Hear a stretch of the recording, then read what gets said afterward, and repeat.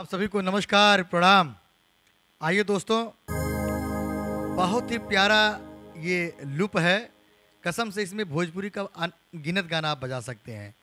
अब जैसे मैं आपको इस लूप में बजा के दिखा रहा हूँ, बहुत ही प्यारा लूप है। इसको मैंने कट करके बनाया है, सुनिएगा।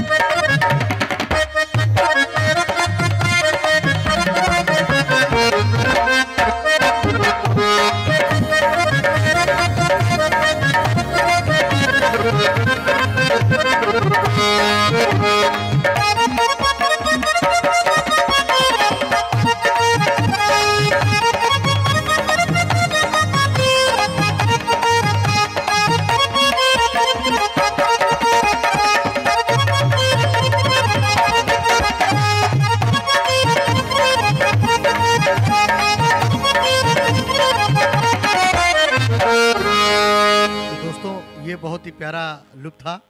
कसम से इस पे आप हर तरह का गाना बजा सकते हैं। इस टेम्पो में मज़ा आ जाएगा। बहुत बहुत धन्यवाद। नमस्कार।